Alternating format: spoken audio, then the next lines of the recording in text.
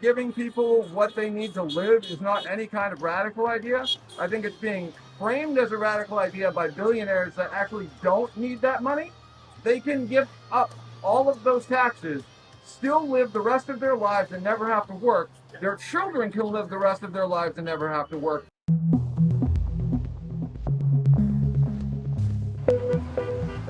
Media Factory visited the Democracy Defenders protest in Escondido to find out what voters think about the war in Iran, Trump's handling of it, the influence of foreign PACs, as well as the funding of war versus social programs and who should pay for it. What do you think about the failure of Republicans in Congress to take a war powers vote? Oh my gosh. They support Trump by staying in the background and not bothering to do anything about it.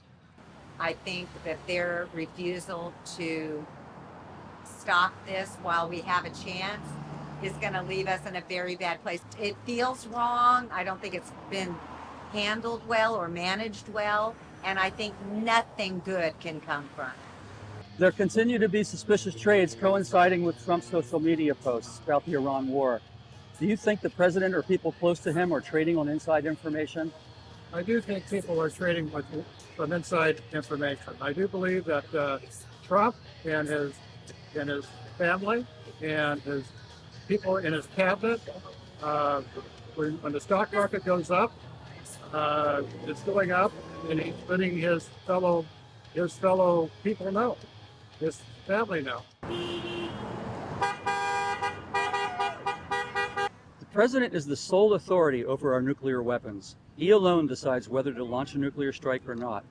Recent reporting has surfaced indicating generals blocked Trump's access to nuclear codes out of fear he was going to launch a strike against Iran. Do you think Trump or any one person is fit to have that kind of power? Absolutely not. He clearly is not. If you want to single him out and talk about that, it's dangerous, it's scary, it's absolutely insane for him to have the code. And I think his generals recognize that. And I think they did what they felt was most protective for all of us, and that was keep him out of the loop. And if that's true, that is a very, very scary predicament for us, that our president can't be trusted because his disposition is so it's crazy. He's crazy. And if he can't be trusted to sit in the war room and make the plan, then he certainly can't be trusted with the code. I don't think any one human being should have that power at all. When it comes to killing sometimes millions of people all at once, no, I don't think any president, especially this one, but any president should have that call on their own.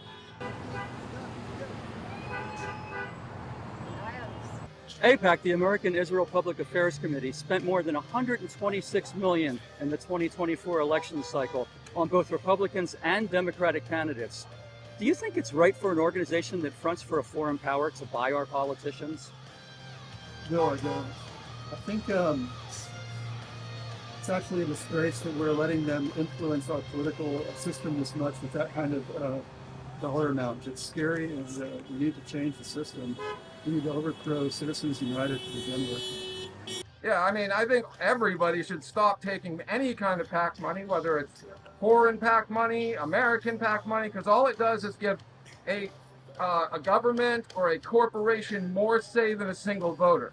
The Republicans are just now using reconciliation to fund ICE again. And it looks like they're going to push through more money for the wars in Iran.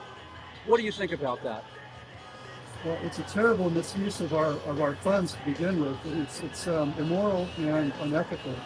But this country has such a huge budget. We can easily be funding things like healthcare and making our country a better nation and a better democracy.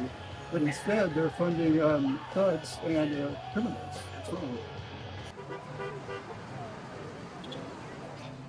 Do you think a tax system that makes billionaires pay their fair share, a living wage for workers, single-payer health care, child care, and retirement benefits to keep up with the cost of living are radical left-wing ideas? I don't, not at all.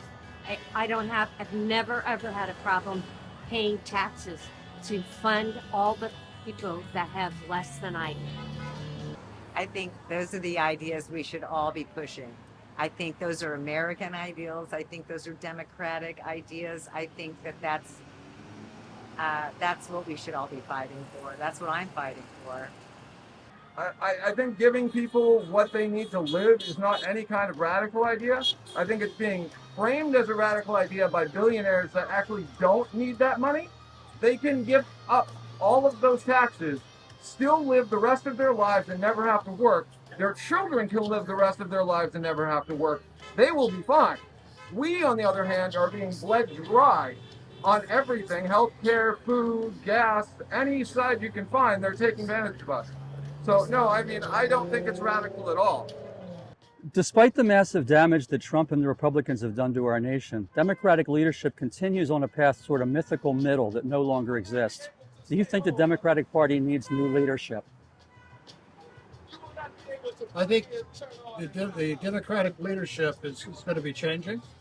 We're going to see that change during this next election.